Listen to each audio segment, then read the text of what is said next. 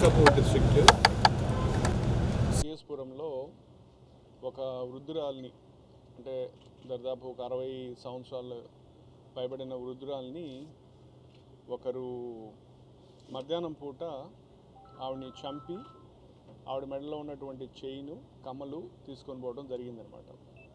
ఇది 18/8 దాదాపు ఒక 8-9 రోజుల క్రితము ఈ మర్డర్ జరిగింది.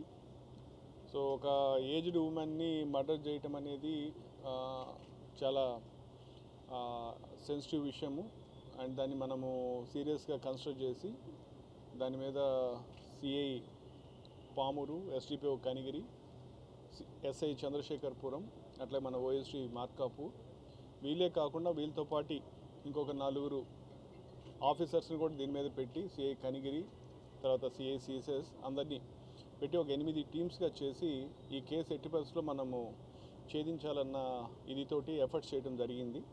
సో ఆ రోజు నుంచి కూడా ఎఫర్ట్స్ చేయగా ఈరోజు మార్నింగ్ ఆ ముద్దాయి ఎవరైతే ఉన్నారో పావుల్ సురేష్ అనే అతన్ని మనం ఈరోజు అదుపులో తీసుకోవడం జరిగింది.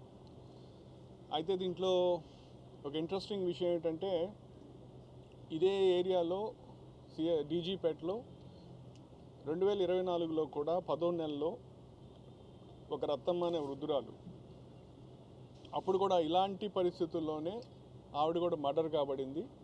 ఆ కేసు ఇప్పటికీ కూడా అన్డిటెక్టెడ్గా ఉంది.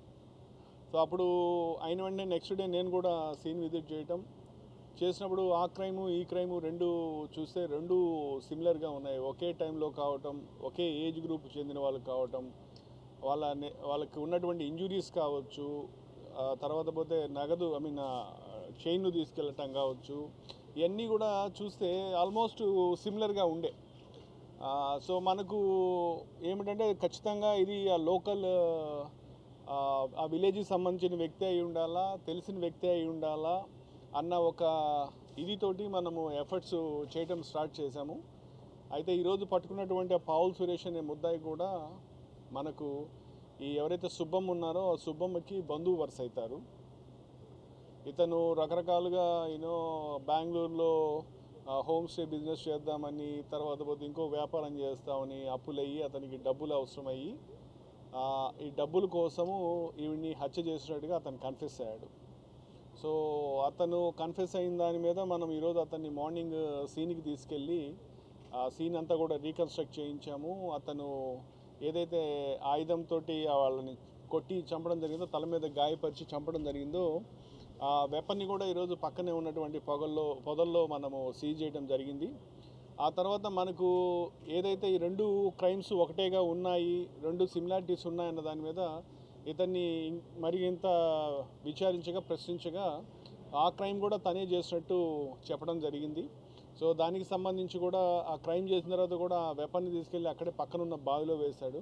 సో ఈ 2 కేసెస్లో ఏదైతే వెపన్స్ యూజ్ చేశాడో 2 వెపన్స్ కూడా మనం ఈరోజు సీజ్ చేశాము. దాంతోపాటు ప్రాపర్టీ ఏదైతే ఉందో, ఈ ప్రాపర్టీలో ఇక్కడ మనకు సుగుణ అంతేనా, సుగుణనా అదేంటి, వారాహి అనే ఒక షాప్లో ఇదంతా కూడా కుదవబెట్టాడు. మనం అక్కడి నుంచి మనము వాళ్ళ నుంచి గోల్డ్ రికవర్ చేసాం. అట్లాగే ముందు అఫెన్స్లో ఏదైతే గోల్డ్ దొంగతనం చేశాడు చైన్, దాన్ని కరగదీసి మళ్ళీ వాళ్ళ ఇంట్లో వాళ్ళ ఫ్యామిలీకి ఒక గోల్డ్ చైన్ చేయించాడు. సో దాన్ని కూడా మనం ఈరోజు రికవర్ చేసాము. ఈ 2 మర్డర్ కేసెస్ కూడా అట్లా అప్పుడు అన్సాల్వ్డ్గా ఉండిపోయింది. మొన్న జరిగిన తర్వాత కూడా చాలా ఫోకస్డ్గా లాస్ట్ 8 days నుంచి కూడా కంటిన్యూస్గా చేయటం వల్ల మనకు డిటెక్ట్ అయింది. చాలా మంచి విషయం. సో దీంట్లో బాగా కృషి చేసినటువంటి మా DSP Kanigiri, then CI Pamur Vinod, SI, అట్లాగే అంతా టీం, అట్లాగే వైఎస్డి మార్కాపూర్ తను కూడా పర్సనల్ సూపర్విజన్లో ఇవన్నీ కూడా సిస్టమేటిక్గా ఒక కోఆర్డినేటెడ్గా చేయటం వల్ల మనకు డిటెక్ట్ అయింది. And I'm so happy about this, and I congratulate my entire team for this fabulous job.